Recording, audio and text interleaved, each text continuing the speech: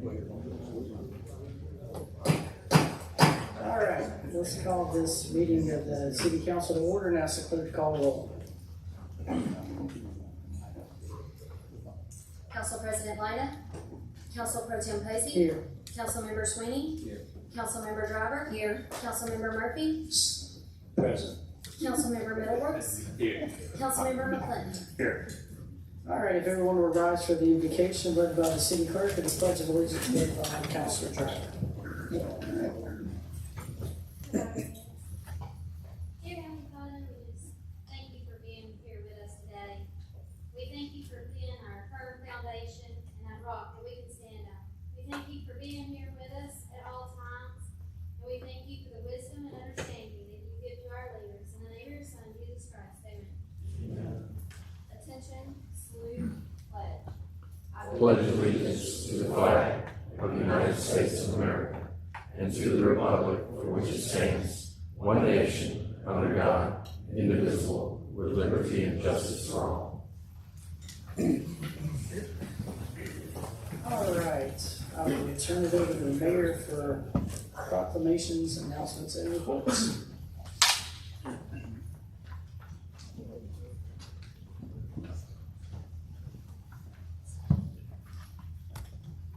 Good evening, and thank you very much. First, I would like to, we have a couple of proclamations, but first order of business, I would like to recognize our Hoover marching band. Miss Patrick here, Sally White, if y'all would all come up. Let's come up. We just want to tell a few things about you, if we could. Matthew Cicero, Associate Band. Let me start over. Ryan Fitzpatrick is the Director of Bands. Sally White, Miss Sally White is Associate Band Director. Matthew Cicero, Associate Band Director. Catherine Baker, Drum Major. Kennedy Houston, Drum Major. Amber Ford, Drum Major. And Isaac Boyd, Drum Major. So this year, the Hoover Marching Band won the 7A classification of the Alabama Marching Bands Championship. This is the third time in 5 years that the Hoover Band has earned this remarkable achievement. Additionally, all 4 concert bands in the Hoover Band program earned a superior rating at the Alabama Bandmaster State Assessment. Students in the Hoover Band program have achieved this honor with 4 concert bands, more than any other program in our state. Also, all 3 of our jazz bands earned a superior rating at the Alabama Jazz Music Performance Assessment. And additionally, our top jazz band traveled to Chicago and performed at the prestigious Midwest Band and Orchestra Clinic. This is a tremendous accomplishment, and less than 1% of all high school band programs across the country have earned the opportunity to do so. We congratulate each and every one of you, and we love hearing every time y'all perform. Thank you so much.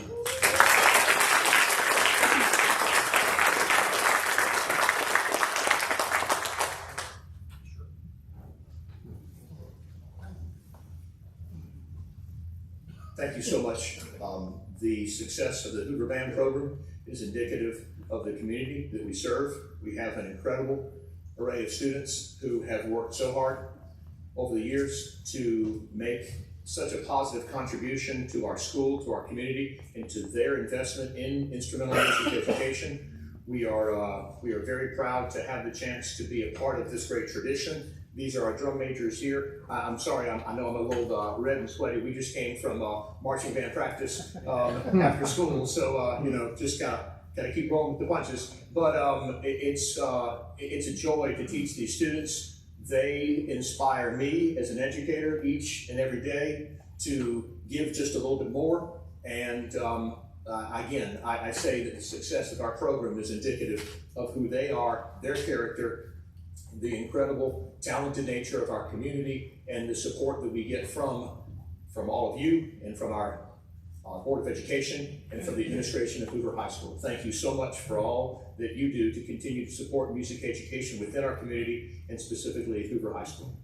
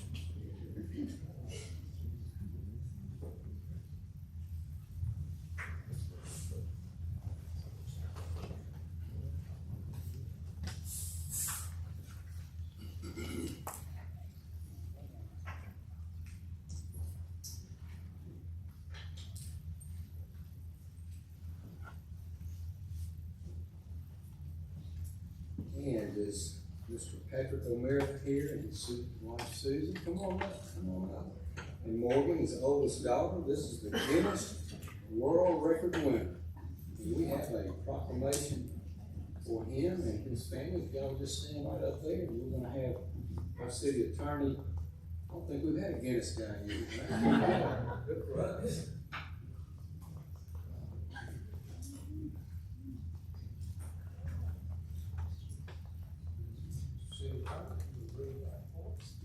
Whereas Patrick O'Meara and his family have been proud Hoover residents for more than 25 years, and whereas on June 8, 2023, Patrick attempted to break the Guinness World Record for most speeches in 24 hours, the current record of 30 was set in India in 2018. Whereas Patrick attempted to deliver 33 speeches at 33 different local venues, Guinness evidence guidelines were expensive. Each venue had to meet certain logistical requirements. Each speech had to be a minimum of 10 minutes long, and each speech needed to be unscripted, spontaneous, and uniquely original to all other speeches. Additionally, each speech needed to be witnessed by at least 10 people, and each participant could only count once.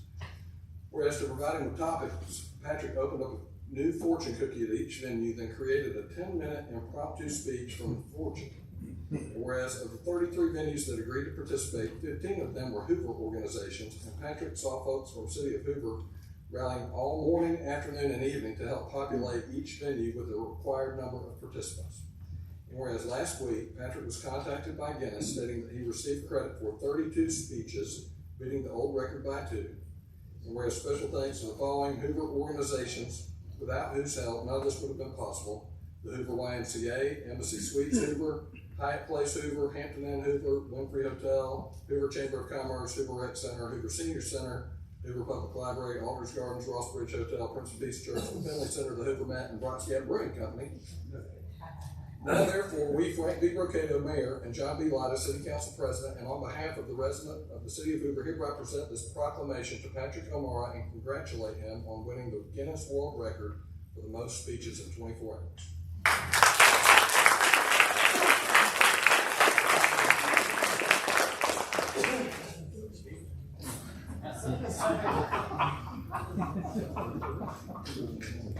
Your speech.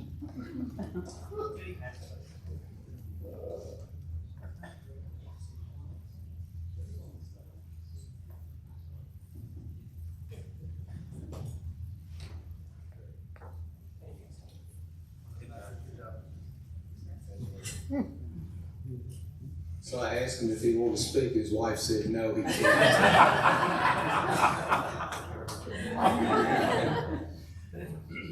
Yes, I'm the guy with the big mouth. I just simply want to say, in many respects, it should be me awarding the city of Hoover a proclamation for all your support. And the only thing I did want to convey, and I'll be brief about it, is I think who you didn't hear on the list. And who you didn't hear on the list was the Hoover Fire Department and the Hoover Police Department. Please know, as exactly was mentioned, the Guinness guidelines were extensive, and the Hoover Chief Javanette had volunteered 7 different Hoover fire stations to participate, but it wasn't approved by Guinness. And working with Officer Hale as well, trying to figure out some way to involve the Hoover Police Department. That was an option, but again, it just didn't play out in the end. So I did want to acknowledge those other significant areas within Hoover that were completely supportive of everything that we did. Thank you.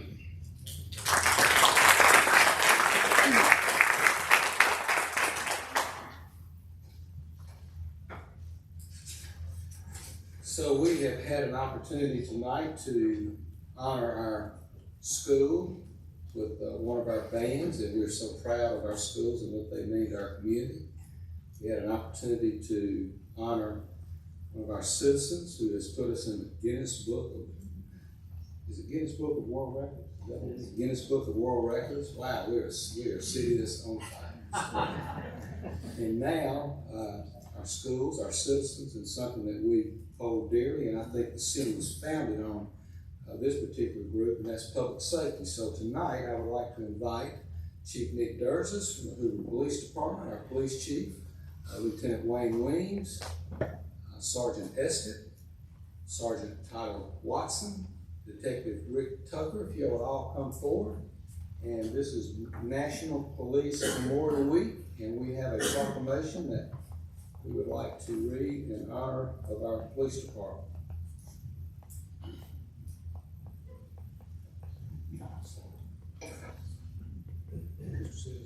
Whereas in 1962, President John F. Kennedy signed a proclamation which designated May 15th as Peace Officers Memorial Day, and the week in which that date falls as National Police Memorial Week. And whereas the members of the police department of the city of Hoover play an essential role in safeguarding the rights and freedoms of the citizens of our community. And whereas it is important that all citizens know and understand the problems, duties, and responsibilities of their police department, and that members of our police department recognize their duty to serve the people by safeguarding life and property, by protecting them against violence or disorder, and by protecting the innocent against deception and the weak against oppression or intimidation.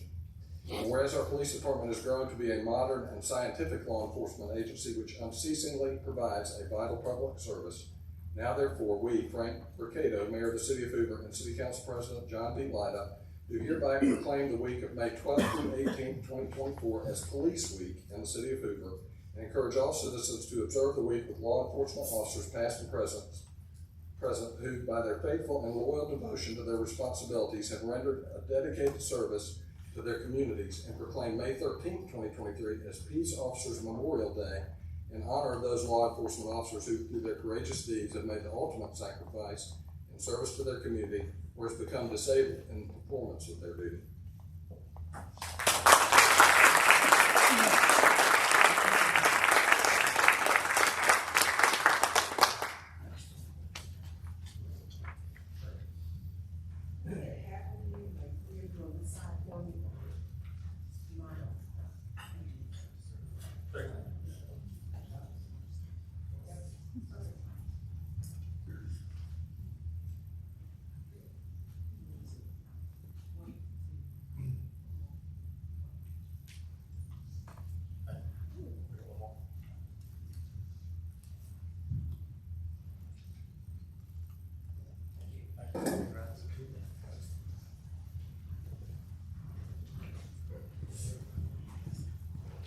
Thank you, Mayor, Council. Just want to say we certainly appreciate this tonight. And I'm so proud to be part of this organization. Of course, I've been with the police department for over 40 years, which is obviously a long time. But we've grown from when I started about 18 officers to 190 sworn today and over 230 employees with the PD itself. And these guys and girls work tirelessly every day. Our community is safe. Our community is the safest community in the area, probably one of the safest communities in the state of Alabama. When you look at our population and our daytime population. But again, I want to say thank you to the mayor, to the council. We can't do our job without the tools to do it, and we appreciate budget time that you always come through. And I look forward to seeing you guys in a couple of months. I appreciate it. Thank you.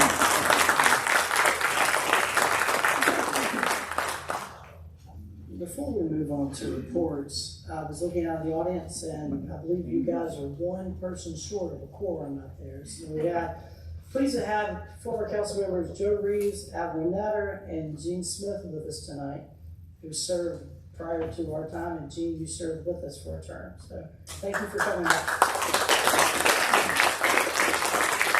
We also have Mr. Kelly from the school board in the back in the back. Thank you for coming as well.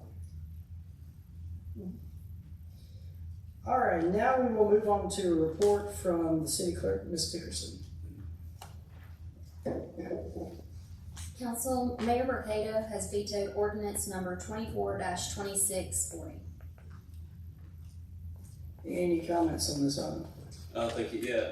So Mayor Vacate and I met today and had a great meeting, and I think we came to a great compromise and realized that ordinance may need to be rewritten, and we'll do that together, sharing equal voices, and expect something probably around August or September. Any other comments on this item? Okay. Mr. Pro-Tem, Yes, Mr. McClinton. I'd like to make a motion, please. Okay. I'd like to nominate Dr. Casey Middlebrooks for president of the Hoover City Council. Second. Okay, we have a motion and a second on vacating the chair and replacing Council President Lyda with Council President Middlebrooks. Any discussion on this item? So, you recognize that Council President Lyda is not here tonight. And Mr. McClinton, Councilor McClinton, you committed to have a conversation with Mr. Lyda about this. Did you have that conversation? No, I did not. Where I come from, having leadership courage includes doing things like this when the person is present in the room. And I'm very much opposed to moving forward with this tonight. Well, actions have consequences, and I believe Mr. Lyda has shown that already. And so I take no joy in doing this, but it needs to be done.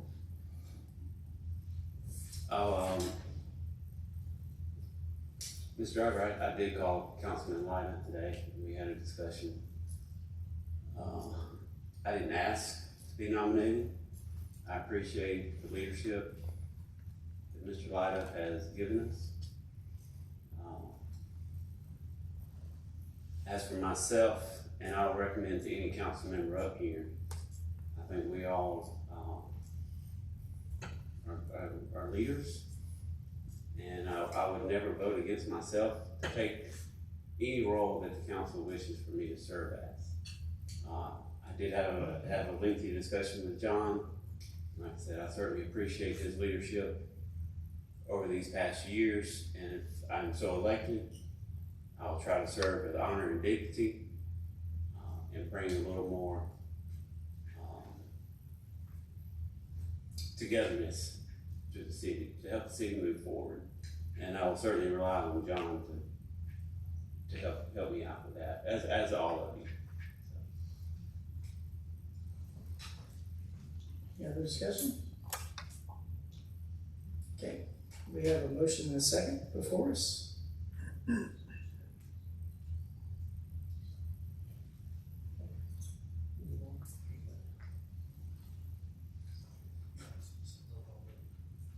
Okay, and you'd like a roll call vote on that? All right, I'll ask the clerk to call the roll.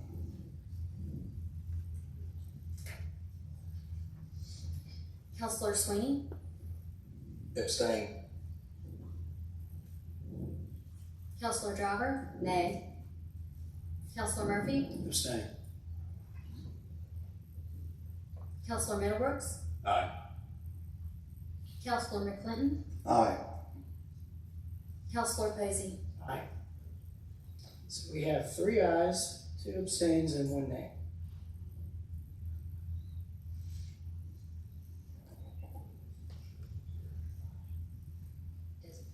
So it does not carry. All right, well, let's move on to the consent agenda.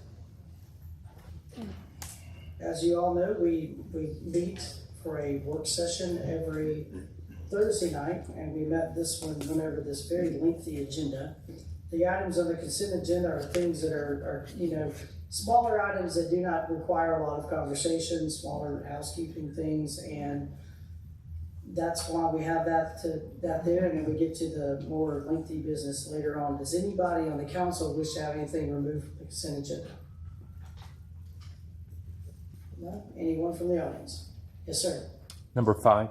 Okay, Mr. Attorney, please note that number 5 will be moved to the regular agenda, and if you would, please read the items on the consent agenda.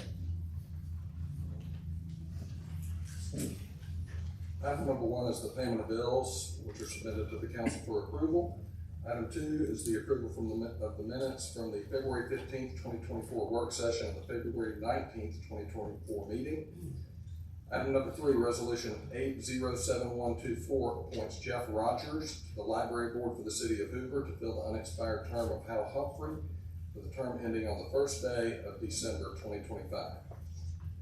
Resolution 807224 authorizes Mayor Vacate to execute an ALEA Community Preparedness and Resilience Grant application for the Hoover Fire Department for the purchase of a medical shelter and utility terrain vehicle for the Hoover Fire Department, and to enhance and establish mass care shelter and alternative medical facilities operations. Item number 5 has been moved to the regular agenda. Item 6, resolution 807424 accepts the fiscal year 2023 Homeland Security Grant from Lyda for the City of Hoover Police Department for disaster relief for the purchase of 10 AEDs, 10 thermal imagers, and a search and rescue robot for a total of $102,087. Resolution 807424 also amends the budget for the fiscal year ending September 30, 2024, as described in the resolution. Resolution 807524 accepts the fiscal year 2023 Homeland Security Grant Award from Lyda for equipment for the purchase of a bomb robot for the City of Hoover Police Department for a total of $172,749. Resolution 807524 also amends the budget for the fiscal year ending September 30, 2024, as described in the resolution. Resolution number 807624 accepts the Jefferson County Community Service Fund 2023 grant for nutrition services at the City of Hoover Senior Center for a total of $15,000. Resolution 807624 also amends the budget for the fiscal year ending September 30, 2024, as shown in Exhibit A. Resolution 807724 accepts the Jefferson County Community Service Fund 2023 grant for sound equipment and New Horizons Songbirds Show Choir for the City of Hoover Senior Center for a total of $4,000. Resolution 807624 also amends the budget for the fiscal year ending September 30, 2024, as shown in Exhibit A. Resolution 807824 authorizes CFO Jennifer Cornett to execute an agreement with the Alabama Tourism Department for acceptance of funds for the 2024 baseball contribution in total amount of $75,000 to be paid in quarterly installments of $18,750 to be used towards expenses involved with the SEC baseball tournament. Resolution 807824 also amends the budget for fiscal year ending September 30, 2024, as detailed in the resolution. Resolution 807924 authorizes Mayor Vacate to receive funds from the Greater Birmingham Convention and Visitors Bureau for the 2024 SEC baseball tournament in the amount of $125,000 to be used towards expenses with the SEC baseball tournament. Resolution 807924 also amends the budget for the fiscal year ending September 30th, as shown in the exhibit. Resolution 808024 amends the budget for the fiscal year ending September 30th, as shown in the exhibit to the resolution. Resolution 808124 authorizes Mayor Vacate to execute an agreement with Melissa Woods and any and all documents necessary for such agreement for accounting services. Resolution 808324 amends the budget for the fiscal year ending September 30, 2024, as shown in Exhibit A to the resolution. Resolution 809924 authorizes the mayor to execute an ACH agreement with Murphy Meadows, Inc. for ACH credits and debits for COBRA premium reimbursements. Resolution 808424 authorizes the adoption of the Hoover Initiative for Regional Employment. Resolution 808524 authorizes Mayor Vacate to execute a formal proposal letter for Happy Humans, Project Happy Humans, it's not the human fund, Project Happy Humans, and an amount not to exceed $55,000 to the Hoover Initiative for Regional Employment. Resolution 8086 informs the Alabama Department of Environmental Management of actions taken by the Hoover City Council regarding municipal water pollution prevention program for the Inverness wastewater system. These actions were, number 1, they reviewed the MWPP annual report, which is Exhibit 1 of the resolution, and 2, set forth certain actions and schedules necessary to maintain effluent requirements contained in the NPDES permit. Resolution 808724 informs the Alabama Department of Environmental Management of actions taken by the Hoover City Council regarding the municipal water pollution prevention program for the River Chase wastewater system. These actions include a review of the MWPP annual report, which is Exhibit 1 of the resolution, and 2, set forth certain actions and schedules necessary to maintain the requirements contained in the NPDES. Motion to approve consent agenda as read. Second. We have a motion second, all in favor say aye. Aye. Opposed say nay. That very lengthy consent agenda passes. Now we will take up item 5, which was removed from the consent agenda. Mr. Attorney. Resolution number 807324 authorizes the mayor to purchase a solid waste disposal truck from the city of Alabaster, Alabama, and to amend the budget for the fiscal year ending September 30th, 2024, and the amount of that purchase is $70,000. Motion to approve resolution number 8073-24. Second. We have a motion and a second. We'll open with discussion from the council. Mr. Grimes, if you'd like to kind of go over what you went over Thursday night and talk about the items, since we have an opportunity to talk about it, and share your thoughts. Okay, good evening. This is a 2018 Freightliner full-size garbage truck, sidearm loader. This truck is a surplus truck that's already been surplused by the city of Alabaster. They do their own trash internally, so they keep these trucks in rotation around every 5 years. So this one's been a backup truck for them. I think it has a little over 90,000 miles. Many of the citizens have seen it for the last several weeks as we've been using that with our team, riding and trying to pick up missed pickups in neighborhoods. So we're buying that for $70,000. The typical going rate seems to be around $129 and higher for that age truck and that apparatus for the side load. So I would say that for us, this is a tool that we definitely need in the toolbox. The only other garbage truck that we have is the smaller, what would be called a Pac Mac truck. So the Pac Mac, the small one that you bought several years ago, as the city carries between 80 and 90 loads per can, can loads. This large truck that we're buying from Alabaster tonight, this carries between 800 and 900 loads. So it gives you the example, you could pick up multiple neighborhoods with this without having to go to the landfill to offload. So the funds are coming from unused funds that we will not use this year out of the clerk's budget. So that breakdown, I think, has 4 different codes or so that were not going to be used this year because we don't have any kind of referendums or anything to use those on. So. Thank you, sir. I think it's clear that we have a garbage problem. And that I commend Public Works and I commend your leadership and I commend the clerk's office for handling this problem that seems to be happening over and over again and trying to come with a solution to the problem and to help supplement the services we're not getting. I know that this is the first step in what will probably be a deeper discussion as we move forward, and I know that there's got to be a discussion with the Cabo Waste Authority, but I just want to say thank you for being proactive and working toward a solution. I think that's good, and it's something that if the city doesn't do, we're just going to be in a deeper hole. I want to stress how important it is that our citizens do report the missed pickups, whether backdoor or curbside. That is our only tool, and through the clerk's office, through the My Hoover Connect app on the city website, it gives us the data, it gives us the street address, and a lot of times it gives us entire street, entire neighborhood miss. So if you think your neighbor is reporting, it doesn't mean they're reporting. We need someone to report, and it'd be great if more people would report. So that is reported misses is what we mean. So we know that number is substantially higher. I believe Ms. Dickerson calculated that it was over 2,600 missed pickups reported since March 25th. Is that? And we're a few shy of 2,700 at this point. And that's just reported. Many of those, as we discussed last Thursday, are entire neighborhoods and or same repeat offenders. The problem is if someone says I haven't been picked up for 2 weeks, that could be 4 pickups. So it's very frustrating for everybody, and we apologize. We're trying to work that out. The ambulance representative, Rick Swiney, was going to be here tonight. He had a death in the family, so unfortunately he's not here. He said he would be here on the 20th, but we do have the Cahaba Solid Waste meeting, I think, later this week. That's correct. It's Wednesday. Wednesday, I think 10. It's 10 a.m. Here at City Hall. Yes, that's correct, in the community room.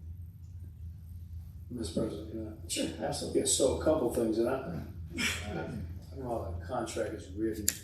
Is the contract written per week, per pickup, per neighborhood? How is it written? Because we're making up the distance, if you will, then it got to be some type of reimbursable, or we'll be paying for services that we do and give them the funds. So how's that? Well, with this particular contractor, we're going to tally all of the public dollars and expenses, whether it be related to admin time, the trucks, the crews driving the trucks, the tipping fees, the fuel, all those things, just like their bill does. We're going to take that off of what the bill payment is. So we're going to just take that off. Back during the holidays, we sent them the alabaster bill because their drivers drove the trucks for that period of time. But in this case, we're going to continue to do that. So it's difficult from a standpoint of fining because we're not really in the position of that via the contract language, but we can deduct public services where we're trying to get the citizens served. Right. And that is one of the challenges, having twice a week pickup, and there is no.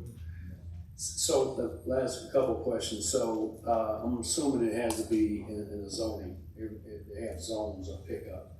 Routes, yes. Zones route. Yeah, that's how they call it, routes. Okay. So I don't know our workforce. I know workforce challenges are challenging everywhere.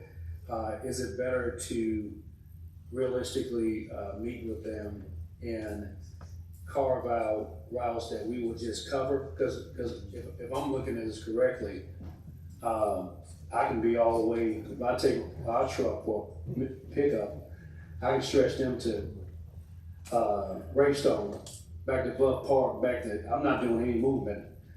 But since we're purchasing this, since we have a challenge, we consider just putting them in a route and us taking up a particular route so we can serve our.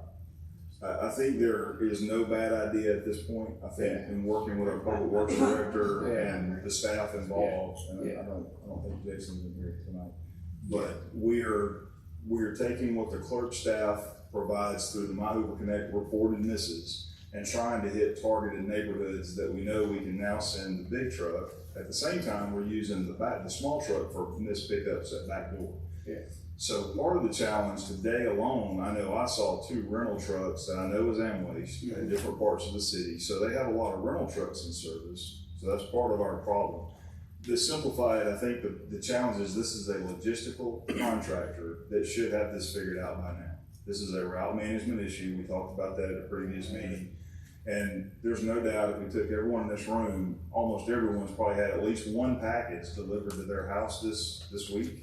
So if you take one package from any delivery company, just pick a name, including the U.S. Postal Service, they're getting it done. So running a consistent route to pick up trash should not be this hard. Yeah. Now, I will say our total number is 28,000. So and I agree with you, Ken. And look, y'all know me, I don't get into day-to-day operation, I'm a legislational wing. But being that we approve of this here, I'll be willing to support what you guys want to do. But bottom line, they're not performing. I mean, you've got a couple options. But right now, we got to pick up trash, so we can't use certain options, right? So I would, if we purchasing equipment at this point that's a little bit different, and I would just recommend that we look at seeing what we can do is from, if we got the staff and to curtail our own routes and maybe make it a little bit simpler for them to do their job with a contract that they bid it on. We will certainly look I and appreciate see all if you there are do. solutions. Well, when you take the 800 to 900, I think that's the challenge because by the time they would run that, they've got to go offload, and so you basically have covered your day.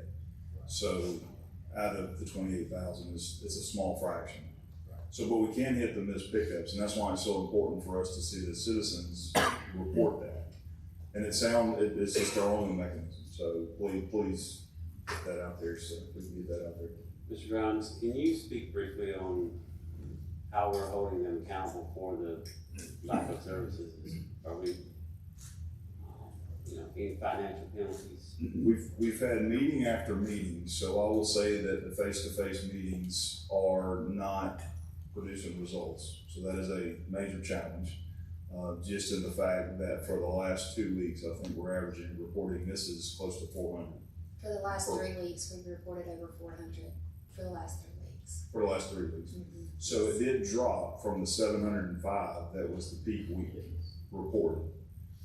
The other cities in the Cahaba solid waste are having some challenges, but not at this level. So for us, the answer is anything that we've used public money, we're just going to hold that off the bill, so credit, and that's going to be at least back in our coffers from the taxpayer side. And it's going to be extensive. I mean, they've had a month in their office alone of just dealing with almost all day for multiple days. So the value of that is important because that's taxpayer dollars not getting a return, and we're paying for this service that's not being met. So we're definitely going to do our best to do that. Now, The problems really peaked back up on March 25th, which was the reroute, which was supposed to make us more efficient, eliminating Wednesday, Saturdays, and it did not. Thank you. Yes, sir. Any other council discussion? All right, any discussion with the public? Come on down.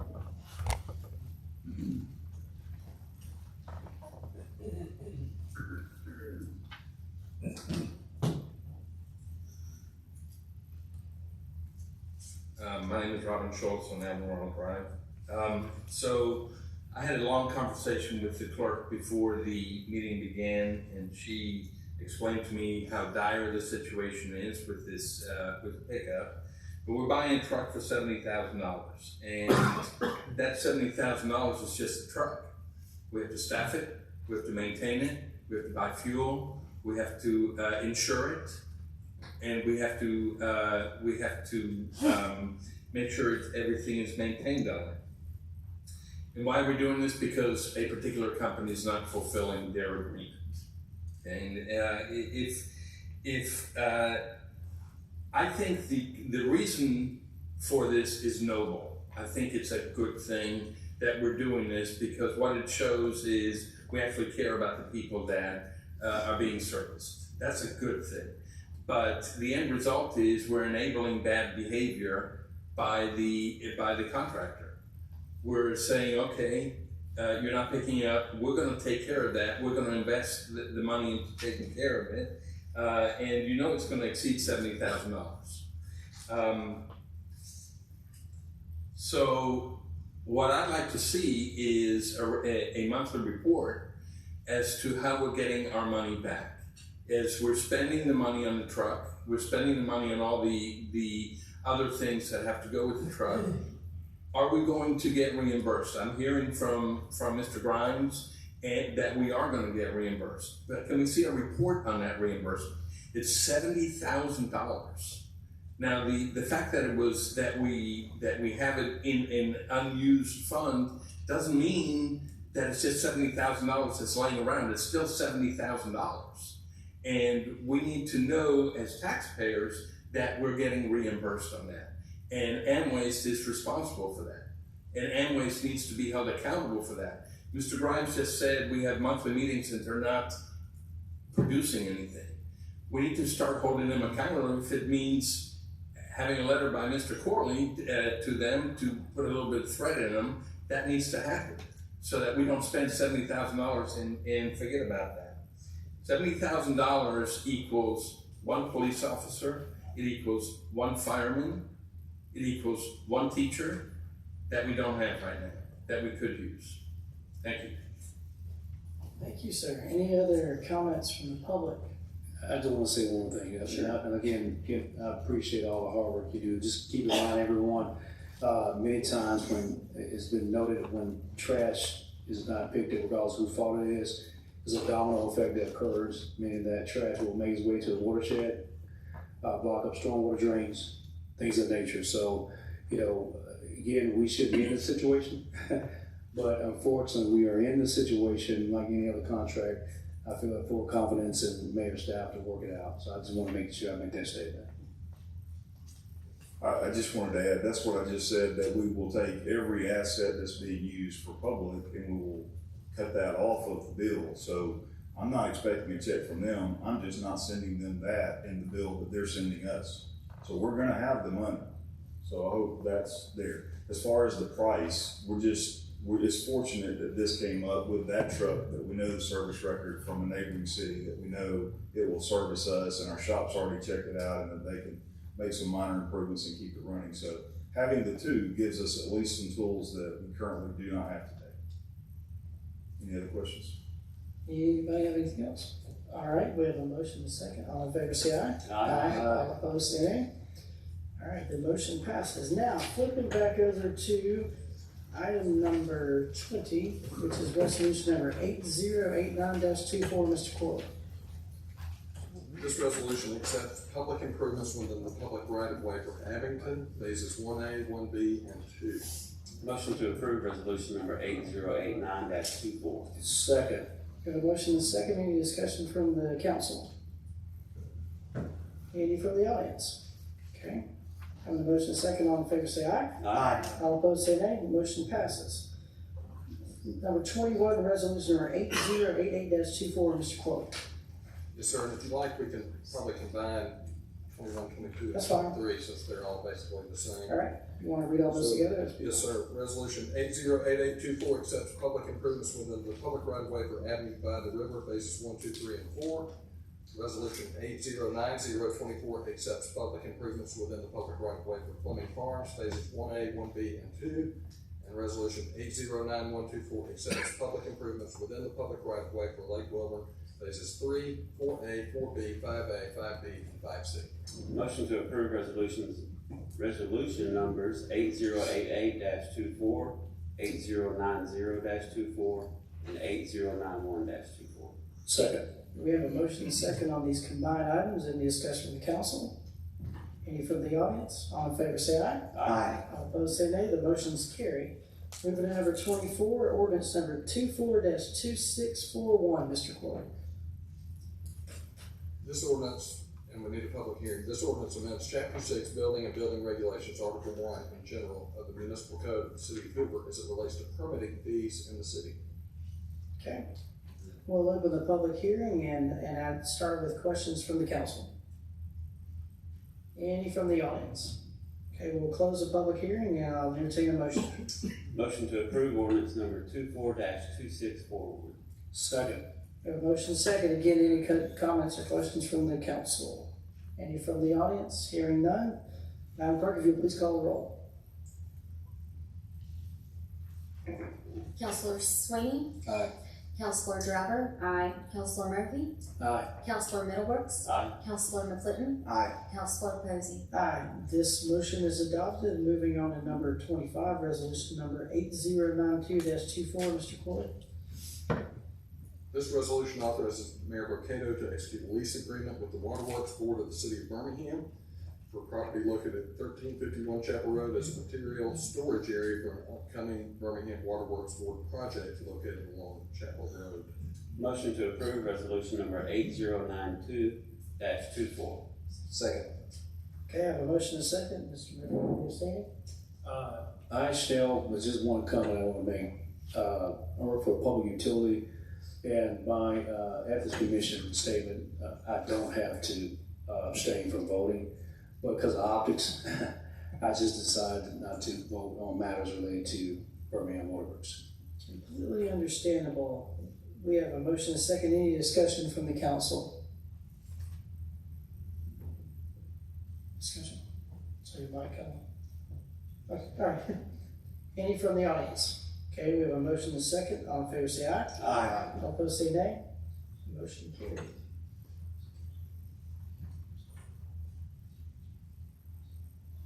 And Ms. Clerk, you got an extension for Mr. Murphy on that item, correct? Okay, thank you. Okay, moving on to item number 26, resolution number 8093-24, Mr. Corley, unless you want to combine these. So, there are two, items 27 and 28, I believe need to be withdrawn, Okay, but I can read all of them at the same time and you can discuss it and make a motion to withdraw those as part of that if you like. that'd be fine with me. Let's do 26 first, since we introduced it, and then we'll withdraw the next two, and then, All right. you know. Resolution 809324 declares a weed and other vegetation nuisance at 425 Shades Avenue, Hoover, Alabama, and directs the abatement of such nuisance pursuant to Alabama law. Motion to approve resolution number 8093-24. Second. All right, we have a motion and a second. Mr. Martin, I believe I recognize this address. Yes, this is a repeat customer, and looks like this particular property is due for additional services from our contractor. So we do have a continued nuisance at 425 Shades Avenue. We also have nuisances based on our report from the field today at 2874 Wisteria Drive, 3469 Birch Street Drive, and 4547 Highland Crest Circle. That's items 29, 30, and 31. Our code enforcement officer does report that the two addresses on White Way 2211 White Way and 2225 White Way, items 27 and 28. Those have been cut to our satisfaction. Any comments from the council on item number 26? None? Any from the audience? Okay, we have a motion and a second. All in favor say aye. Aye. All opposed say nay. Now I'll entertain a motion to withdraw resolution number 8094-24 and 8095-4. Motion to withdraw resolution numbers 8094-24 and 8095-24. Second. We have a motion and a second. Any conversations with the audience from the council? I think somebody from the audience. Okay, hearing none. All in favor say aye. Aye. All opposed say nay. The motion passes. Now we'll take a joint motion for number 29, number 30, and number 31, Mr. Curt. Resolution 809624 declares a weed and other vegetation nuisance at 2874 Wisteria Drive, Hoover, Alabama, and directs the abatement of such nuisance pursuant to Alabama law. Resolution 807924 declares weed and other vegetation nuisance at 3469 Birch Tree Drive and directs that abatement. Resolution 809824 directs weed abatement and declares a nuisance at 4547 Highland Crest Circle, Hoover, Alabama. Motion to approve resolution numbers 8096-24, 8097-24, and 8098-24. Second. Okay, we have a motion and a second on these items. Any discussion from the council? Anything other than your pictures you've shown? Okay, any discussion from the audience? Okay, hearing none, all in favor say aye. Aye. All opposed say nay. The resolutions pass. Moving on, I think we're on page 15 of this thing now. We're on resolution number 8100-24, Mr. Curt. This resolution consents to a waiver of any conflict of interest with Charlie Waldrop, representing the city of Hoover and Broad Metro LLC, and also Brock's Gap. And in those negotiations, it was determined that he needed a conflict waiver, so he requested the council approve that waiver of conflict pursuant to Rule 1.7 of the Alabama Rules of Professional Conduct. Motion to approve resolution number 8100-24. Second. We have a motion and a second. Any discussion from the council? Any from the audience? A motion and a second. All in favor say aye. Aye. All opposed say nay. Nay. The motion passes with one nay. So, did you get that, Mrs. Clerk? Okay, all right. That takes care of all of the things pressing this evening. We will now move on to first readings, and the first reading of ordinance number 24-2637, Mr. Clerk. This ordinance amends ordinance number 263 to rezone the property located at 44 Inverness Center Parkway, further described on Exhibit A, attached to the ordinance from PUD-PO, which is Planned Unit Development Planned Office District, to PUD-PC, which is Planned Unit Development Planned Commercial District. A public hearing is scheduled for May 20th, 2024. And that is also attached to resolution number 8047-24, Ms. Clerk. Yes, this ordinance or this resolution will grant conditional use approval for a mixed-use development for the property located at 44 Inverness Center Parkway pursuant to the conditions set forth in Exhibit 2 to the resolution. Public hearing set for May 20th, 2024. And with that, we come to council comments. Thank you for being patient with us for a long meeting. That was a lot of stuff. They're usually not that long. I think the last time we had one of those, Gene offered to order pizza. So it's been a few years since we've done that many at one time. Any comments from the council?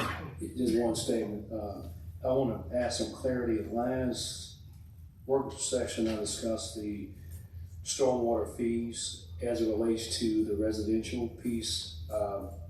Annually, the resident pays $10 annually for stormwater fees. So that's roughly about $200,000. I didn't know that the other fees associated, the commercial is a different formula. So that would make up the other $600,000. So young lady, you were right, but that makes up the other $600,000. And just so we'll know, I can have 40 acres of property, a small 3,000-foot building sitting on it, maybe a little parking lot. The only fee you will pay is for the actual structure and asphalt. The rest of the property is not a part of the calculating load that comes up with that. So I just want to make sure I add some clarity to that in my statement. Anyone else have any comments this evening? Okay, any public comment this evening? Y'all must be tired, I understand. Okay, hearing none, we're adjourned.